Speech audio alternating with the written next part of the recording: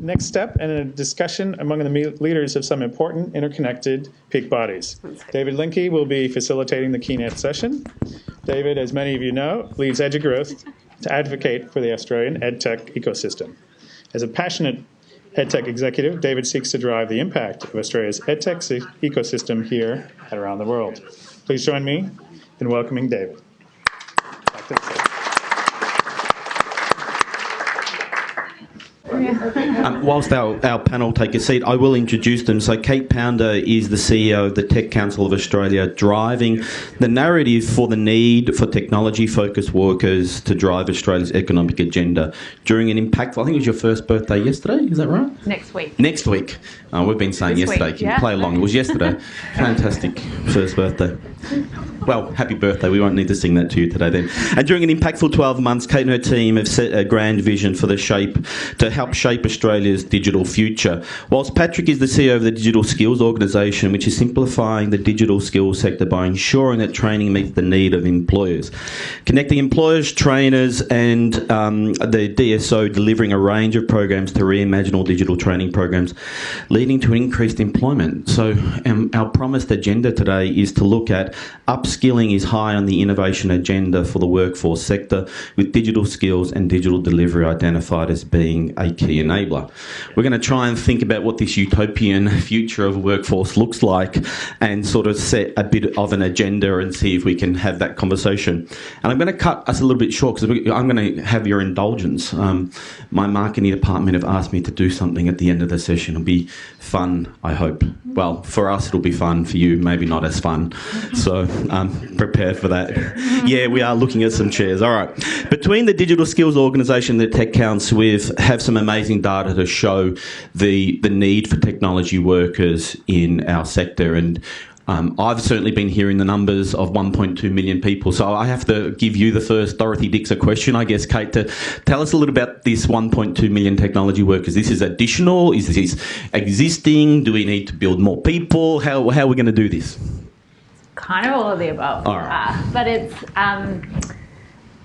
So when we launched the Tech Council of Australia on August 11th, so I think our birthday is just coming up, we realised that people found it hard to visualise the number of jobs that people were doing in tech across the country and often underestimated them. And I think there are a few reasons for that. One was often that people thought we were talking about jobs in a software company, or they thought we were talking about jobs sitting in a basement, fixing someone's IT, and and also the jobs are scattered across every industry, so no one was really summing them up and thinking about them as a workforce, even though there's often a lot of constant features of those jobs across those different industries. So we thought, to make this simple, we should do the maths. Like, we should work out how many people are already working in tech jobs today and come up with a definition, and then we should forecast how many we could have in those jobs. And if we can explain that to people, it'll help people both understand that opportunity, but also think more strategically about how we can plan to train people to get into those jobs, and particularly train them at scale, right? Because I think that, if anything, has been what's been lacking.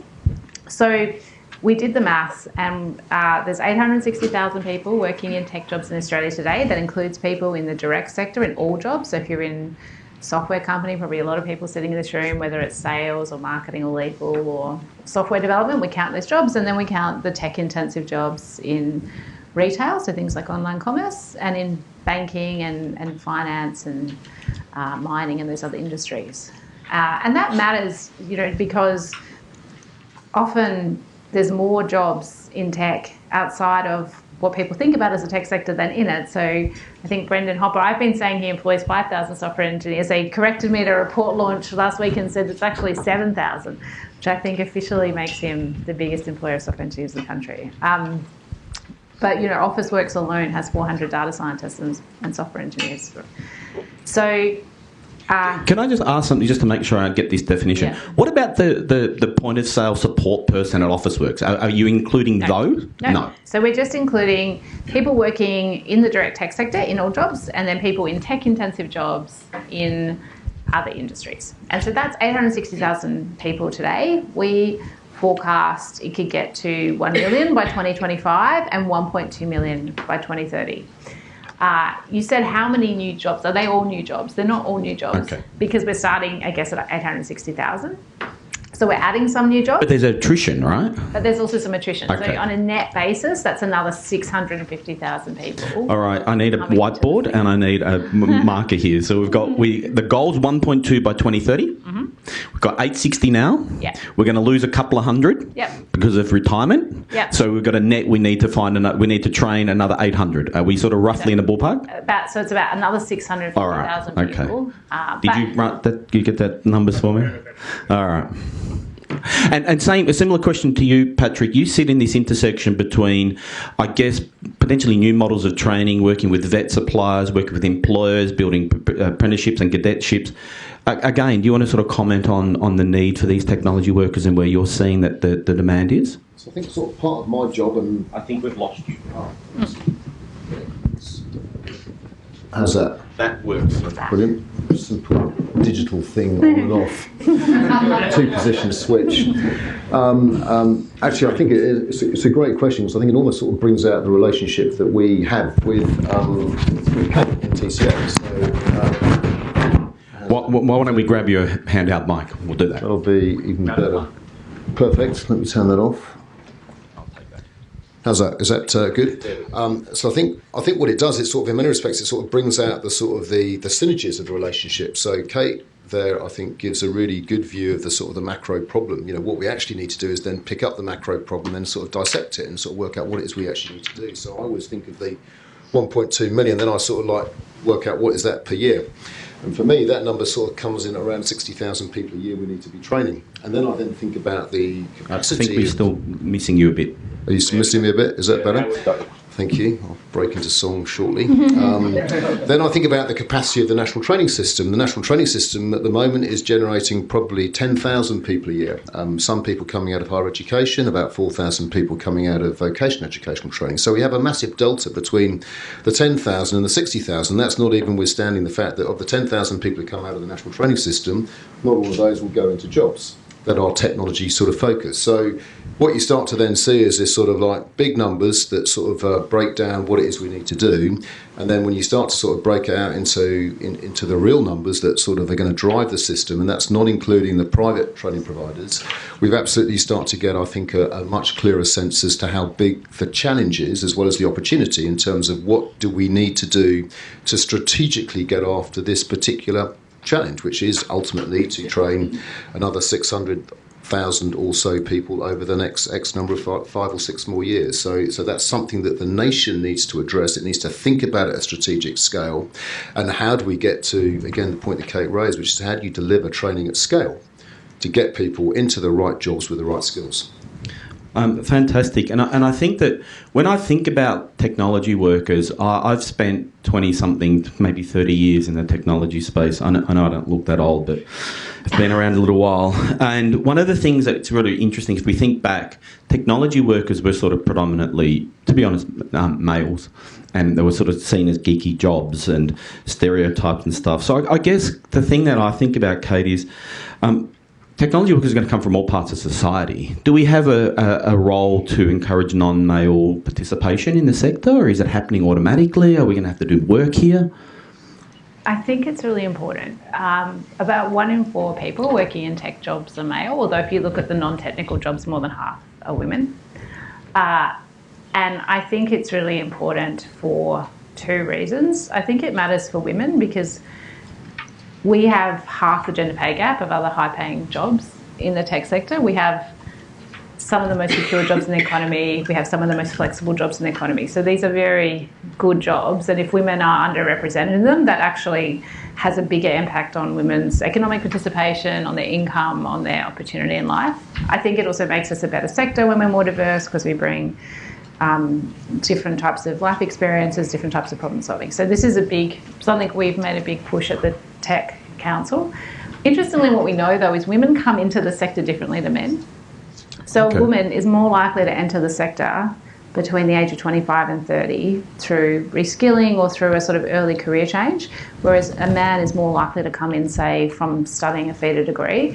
And I think that reflects in some ways the bias that you see earlier through the school system and other training that sometimes sees those skews develop early and then changes the mix of people coming into the role. So I think it's very important, if we want to see more women represented, that we also think about the role of the reskilling and training system in solving that challenge, because I think that is the more instrumental way actually to give people that opportunity. I'll come back to you in a minute, because I think you had some really interesting data that you in your report that you released in Canberra that both the Tech Council and the DSO supported, which I'd like to unpack if we can, question without notice. But I want to come to you, take that same theme that Kate was just saying, Patrick, and think about what is the role of encouraging girls in schools and K-12. Do we need to start thinking about STEM careers and education in a much earlier phase before they start moving into, getting the formal education into employment?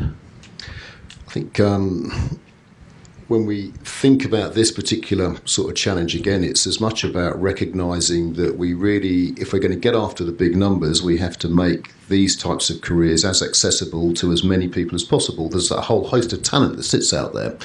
It's not just girls, it's people who come from the most sort of marginalised communities. If we can do something around our education system to encourage people, to enable them to actually sort of develop the sort of technology sort of skills that are needed in the marketplace, then they'll find their way to work that they would never otherwise get to. And I think that's the exciting thing about this sector. I think when we think about STEM, I always, in my own mind, I'm challenged by the STEM linkage. I think that when we look at technology career, it's about so much more than STEM. It's about people who are creative. It's about people who can manage things. It's about people who are leaders. It's about people who can communicate in sort of non-traditional and non-sort of traditional technology, engineering or mathematical ways. So yes, there's absolutely a place for STEM, but I think in many respects the challenge is about how do we normalise the technology careers that are out there. How do we communicate what they are in a really simple way so that people are now inspired to seek out what a career might look like for them? And if we just continually talk about STEM, by definition you ostracise a whole collection of people. So I think in many respects, yes, there's a place for STEM, but actually it's about how do we sort of normalise this so we talk less about technology and talk about more about what technology enables, so that we really start to drive people's imagination about what they can achieve by utilising the types of capabilities that are now out there. You actually reminded me that I actually did a project with the Victorian government in 1999 called New Realities, which came off a piece of research that showed that 15-year-old of any gender, 15-year-olds in school didn't want to go into the tech industry. And it's interesting to me that we're now 20-something years on and we're still having the same sort of conversation about encouraging people about tech. We have, just to come on that, we've done a really interesting bit of research with an organisation called Year 13. They have access to 1.5 million 17 to 24-year-olds, 800 schools, and we started off effectively asking that very question. And the polling that they did at the very start, they said, might you be interested in a career in technology? 10%, or only 10% of the people that surveyed said that they would. They then sort of effectively delivered a series of modules which was communicated in a language that they understood. And after 5 months, those numbers were increased from 10% to 22%. So if we communicate what these opportunities are in a way that people understand at the respective demographics, be you a older person, a younger person or a really young person, then I imagine we can go an awful long way to helping to unblock some of the blockages that currently exist. Thanks. And Kate, it was Tuesday, wasn't it? Tuesday in Canberra? That you launched a report? What comes next, yeah. Yeah, you launched a report last Tuesday in Canberra? Yes, I did, yeah. You should be able to read my mind. It's a new tech skill. It was last Tuesday, right? Yes. You had some great data looking at outcomes from different training sectors, if I remember correctly? Yeah, I find this really interesting. As PK said, we wanted to understand what would it take to actually get 1.2 million people into tech jobs. And so we looked at what's been happening in the training system in terms of training people for those jobs. And we found that since about 2018, there has been a 67% increase in the number of people completing tertiary ICT degrees. And in fact, something like a 180% increase in postgraduate degrees, right? Vet completion's flat. And not only flat, but 40%, only 40% of the people who completed those qualifications according to NCEVA data went on to get a better job. In a market which has seen huge growth in jobs, 15 to 20% pay rises, like I actually think that's not okay, right? And so, and I know that in many ways that's seen the private sector step in, and there's lots of actually incredible new courses that are being offered in that space. But I think, again, sometimes the problem with that is it's just one of affordability or accessibility. There's only, you know, so many Australians who'll access those pathways. And so I think that tells us that it's possible to deliver these new models of training incredibly well in ways that do get people into jobs, but we have to get better at doing that, I think, across the public and private system. I think you're talking to the people who agree with you, right? Like, I think new models of training, faster delivery, multiple exit points, all of these things. And the interesting thing is, you know, we spent some time yesterday, and we started again this morning thinking about the employer recognition of these things. And a thought without answer really is whether or not the industry will move beyond and faster than the training sector can provide. But we might just leave that hanging there for a moment and think about training models. And obviously I'm incredibly bullish on the role that technology will play in this training model going forward, and helping build these technology workers. So Patrick, can you share some of the innovative training and skills delivery models that you've been building in partnership with various providers in industry over the last year? Obviously, one of our functions, you know, we're an innovation hub, so we're really trying to sort of seek out sort of best practice wherever we can find it, internationally as well as domestically. And, you know, I've never ceased to be amazed by how many examples of just really good quality innovative training is out there, many of which I think will be delivered by organisations like yours. The types of things that we focused on are, in the first instance, for example, we go to sort of like free online training. So we've partnered up with an organisation called Skillfinder. It has 3,000 courses on there that have been provided by industry. But the hypothesis there is, if you deliver something which is freely available to lots and lots of people, will they actually use it to upskill themselves? The answer is not easily.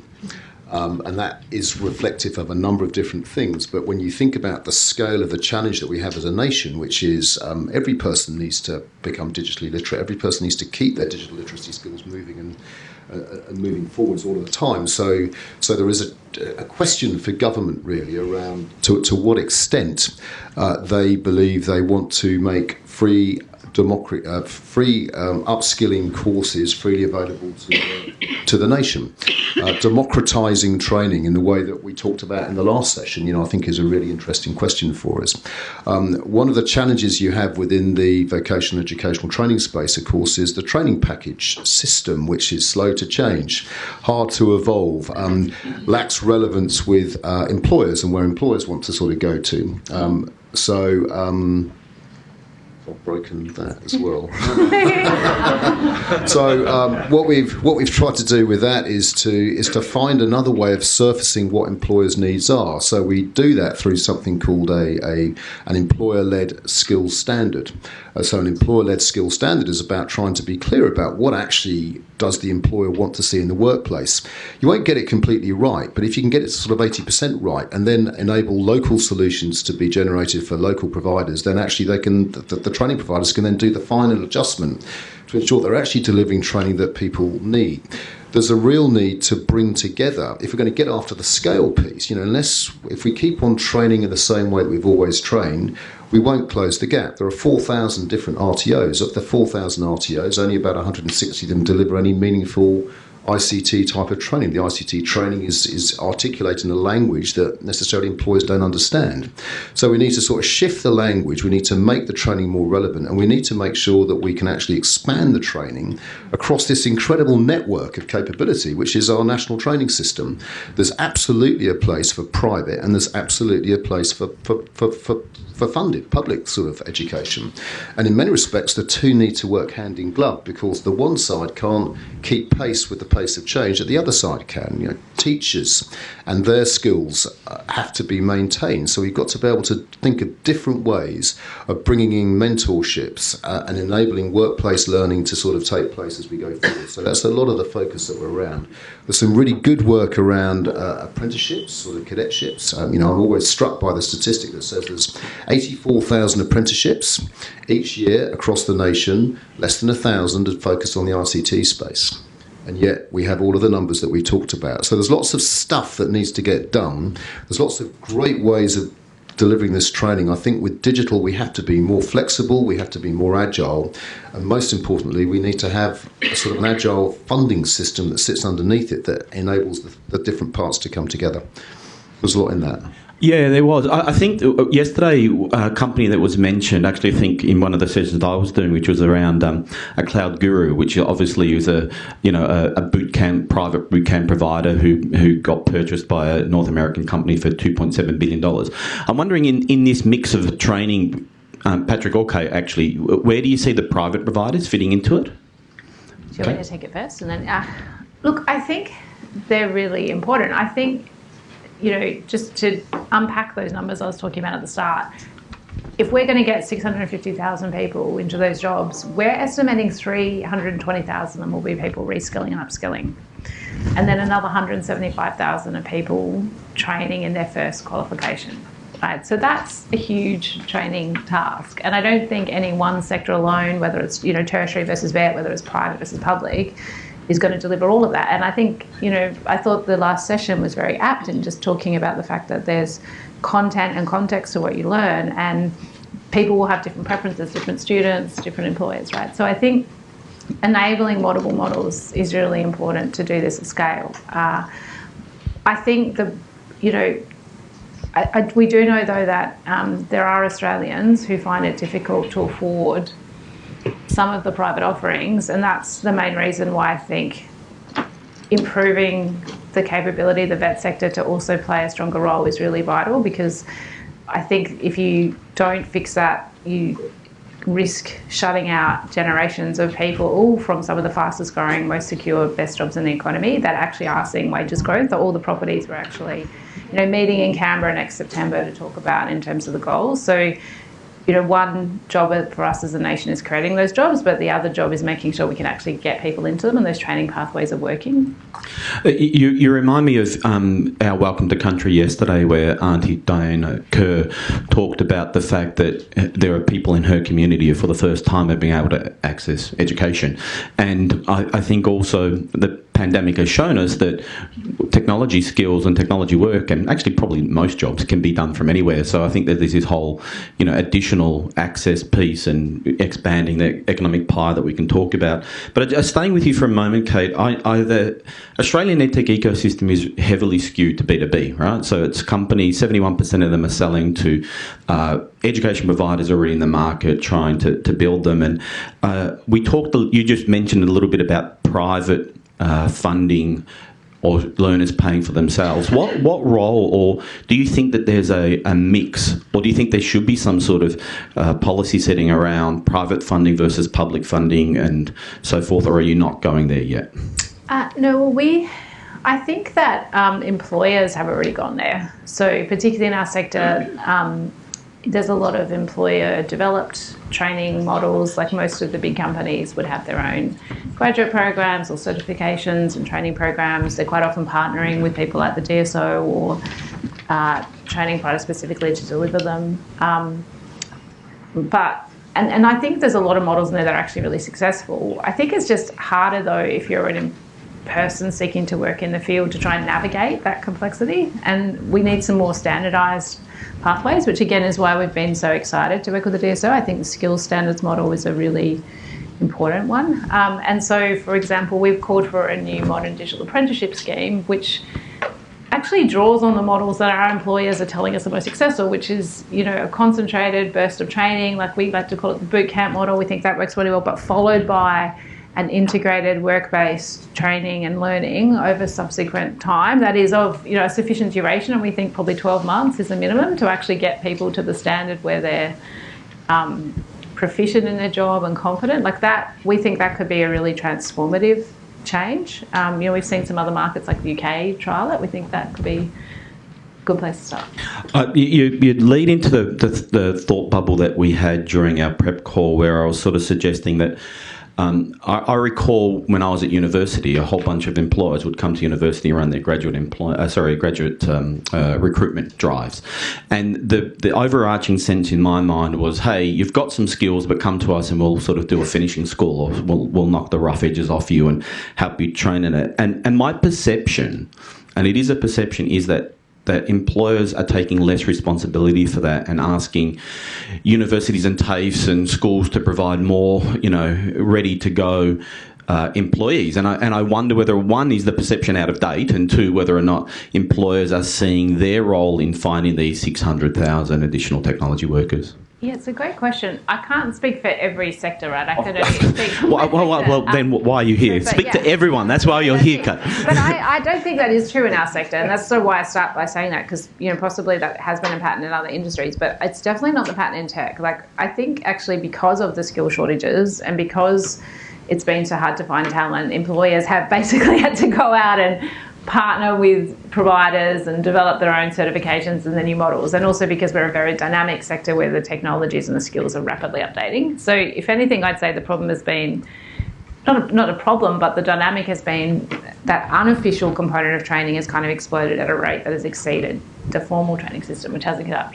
I do think, though, to your question about job readiness, I think there are more jobs, and we know this from our research, there's more jobs in the tech sector which have a higher skill for an entry-level job. So I sometimes hear people say, couldn't you just take someone off the street? And the challenge for that can be if you have to bring someone in and they have to do client work and then they have to be supervised, if they are starting with a zero base of skill, there's a very low number of people you could absorb in that model, right? If we're talking about hiring people at a bigger scale, I think that's where those thoughtful apprenticeship-based models, or the things where you build up someone's foundational skills, then you put them in a workplace and you build on that, is more successful. I'm just checking, did we just lose Kate from, I don't know. I'm looking at my team now. Okay, that was just me. All right, same thing to you, Patrick. Thinking about, you're sitting at this intersection between employers and vocational training, and partnering in this model. What things have you been trialling and piloting that you're seeing are really promising and maybe a bigger part of what moves forward? I think and actually just building on sort of where Kate went to there, I think there are some amazing examples of best practice. So you go to employers, they have mature intake systems whereby they are picking people up. They don't really care about what they studied at university. They put them through their own courses when they come into those employment sort of houses, and they've got very, very sophisticated programs that they're encouraging people to go through. A real focus upon people with the right human skills rather than necessarily the technology skills. That's really the sort of the skill that they're all trying to get to. So I think at the top end of town, I think very sophisticated, very well developed sort of programs. I think it gets much harder when you go into the medium-sized organisations and the small-sized organisations. And so in there, I think there's an absolute opportunity for simple packages to be brought together that make it easy for those organisations to effectively upskill their people. Let's not forget the fact that we're also talking here about basic digital literacy, and how do we sort of make sure that we get a workforce that's got the right technical skills that they need to be able to sort of make the most of the potential that it sits within the technology that they use each and every day. So I think the whole has got to be sort of thought about there as we think about this. In terms of the things that we're doing, I think just like Kate talked about there, I think the workplace integrated learning, I think, is absolutely a really attractive area. There's also I think that will take you probably to sort of a 12-month course, but there's also many examples whereby people are going and doing 3-month boot camps, and they're also making successful transitions into the workplace. So I think there are other different models that play through there. What we need to have is an agile system, one that can sort of recognise that there are different ways of learning, that different people learn in different ways. And so how do we therefore make sure that it is sufficiently flexible to enable those individuals to be able to go and do the type of course that best suits their particular needs, it also meets the needs of the employer, so we're getting people through the system and they're going into work in the right way. I think the need for mentorship during that first year of any job is going to be absolutely essential, and the more we can do to help small organisations that don't necessarily have those systems in place to enable that to happen, the better that will be. So I think there's some really good indicators, I think, coming out of industry. I think there's a real determination to try and get after this problem. The challenge almost is now is how do we help the training system, particularly the national training system, to sort of move forwards with the right sort of tempo so that they are lined up and working with employers in the right way. Fantastic. And I am noticing that my team is really excited that there's a break coming up so we can reset some audio because we keep losing every single microphone. So we will be breaking in a minute. But before we do that, I really do want to connect back to our theme here and make sure that we think about this think big, drive change and transform learning. So our theme throughout the whole thing has been that. So I'll ask you, Kate, to begin with this think big. If you had one wish for training these 1.2 million technology workers, what would that be, and how would that transform learning impact the Australian economy? My one wish is that we, in the next 3 years, would have a really exciting modern digital apprenticeship scheme. That I think... Just one sec. Okay.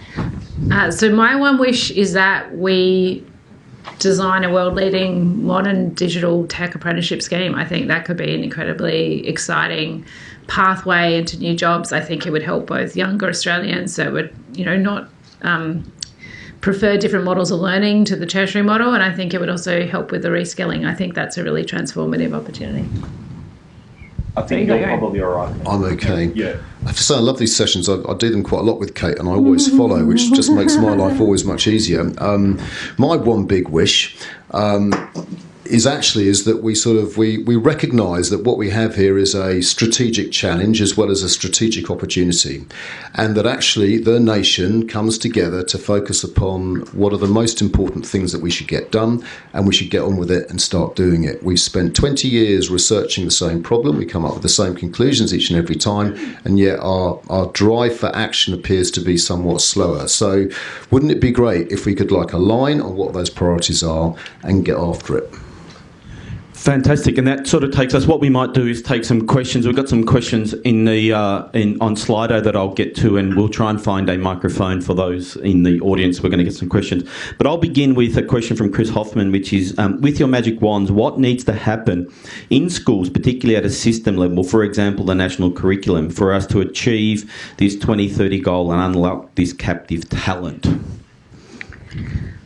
We put out an idea in our report last Tuesday for a national virtual work experience model, because I think there's a lot of things that need to happen in the school system, from curriculum, having the right curriculums, teachers being able to interpret that and teach in the classroom, having the right support in the classrooms, having adequate access to computers, infrastructure. There's not having structural biases in who we encourage to take particular subjects, right? There is huge things that need to happen in the classroom. But I think because there's huge things that need to happen, the first thing that needs to happen is people need to be able to imagine why it's worth going through all that change. And I think something like National Virtual Work Experience, that would just say, here are some incredible jobs, let people go in and kind of experience what's that like, get them excited, realise some of the stereotypes they have they don't do. I think something like that could just be transformative, make it available free to every school in the country, and then let people in their communities who feel excited about it start to work back and solve those other problems. I think there was a question over here. Hi, just I've been involved a little bit in the work training apprenticeship space. Just wanted to check that you are keeping track of what's already happening in the market in terms of the cadetships, traineeships that are already going.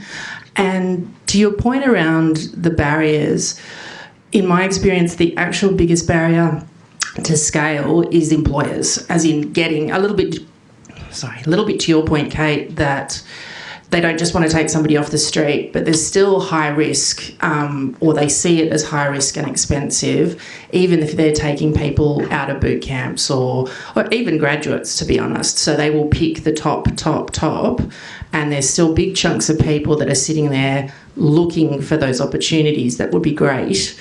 but employers need that de-risked for them. And to your point, PK, the small to medium is, like, I think, probably the biggest potential employer, but the biggest hurdle. How do we fix, what are the opportunities to de-risk it for employers? I can take it first and you can jump in. I think we actually ran a big consultation sessions with employers to understand what was already being delivered and what was working, not working. And we did that around the country. And we've also set up a digital employers forum, which has over 200 different employers of all different sizes across all different industries, plus the DSO, plus educators in there. And that's been the basis of our recommendations. The piece of feedback we've had is that the current models, like digital cadetships and traineeships, are often not equipping enough people with enough skill before they come into the job. So they're too short, was what I would say, and not necessarily integrated then into a model where someone goes into the workplace and continues to learn. So the models that have been most successful that we've seen have usually been longer form training with a burst of training to start with that then transforms into that apprentice-based model in the workplace. And I think if you look at the UK and some of the other markets, that's the direction they've gone in. And that's not to say, as PK said, that there's not times when those other forms of training don't work, but I would say certainly for what I hear from employers is that the design of that training model is a difference between whether they can kind of participate and hire a person. So I think spending the time to sit down with them first before we launch some of these programs and making sure it's sort of going to meet an employer's need will help with the employability. Also help with the, organisers like ours. We hope we can sort of help bring together employers into a group, which maybe makes it easier to do that. I think in terms of the willingness to hire, like as I just said earlier, what we heard from employers, and we see this in our data as well, is that tech roles are quite high skill roles. And so you literally can't just kind of walk in off the street with only a very small amount of training and start performing in a role. There's actually very few roles that fit that category. So that's why that longer form training first is essential, so that the person, when they come in, can actually perform the tasks. It means, and then going to get that ongoing coaching. So I don't think it's that employers aren't willing, but I think it's just that it is a basic problem for them if someone is coming in to do a job for which they're not qualified, to a degree. And like obviously there's only so many entry level roles as well. Like there's other roles where a person might be upskilling, so then obviously they're not starting from zero. So I think it's a lot of complexity in that, but I think the basic very short course for someone who's never studied in an area before is only going to suit a fixed number of people and a fixed number of roles. I think there has to be a much more active conversation with employers. So I think training providers need to be lined up with the employers that they're seeking to work with. There needs to be a much clearer understanding as to what are the employers' needs, so they design a course that meets their needs. There are some great opportunities in locations like Melbourne whereby there's a pipeline of talent that they can create that meets the needs of local employers. And I think that goes some way to giving the employers more confidence in what the system can produce. I think when you then go into things like small to medium size, we've absolutely got to make things simple. So at the moment it's a highly complicated space. They don't know where to get their fundings from. Lots of employers don't even know what to ask for. So, we shouldn't be unrealistic about sort of where the bar currently sits. And so I think if we can simplify pathways, if we can be clear about what those pathways look like for both employers and for learners, then maybe there's a better way of making it easy for them to then engage with sort of the talent that's coming out through the education system. There is a question which was asked online, and I think it's a bit of an elephant in the room that we should just very quickly ask, and that is, what role do offshore employees, international supply, pipelines of talent feed into this conversation of these additional workers who are needed? Have you modelled that or thought about what the international trained employees might look like? Can I just clarify, sorry, are you talking about internationally trained people who come and work in Australia or people working offshore? I think both. I think both are a reasonable I think thing. they're two quite different categories. Okay. So our report estimates the number of people working in tech jobs in Australia, right? So not offshore. But we recognise there's a role for skilled migration in meeting that there's certain roles, for example, in tech, which require X number of years of experience, X number of skills, and we just haven't, over the last decade, trained enough people, and we have some very, very acute shortages now, which I think will be hard to fill other than via skilled migration. And it actually matters to the earlier question, because if you don't have sufficiently skilled managers and supervisors, it's harder to find the people to coach the other people that you're hiring. I think international students, we train a huge number of international students in Australia. Something like 2/3 of the people doing ICT tertiary degrees are international students. More than 50% leave within 2 years. So I also think, there is an opportunity to think whether that's a really productive dynamic, and there's more opportunity, when we have such shortages of people coming out of the system. They're probably the two that we focus on. Did you want to add something in there, Patrick? No. Okay. All right, so if you can join me and thank Patrick and Kate for their great insights.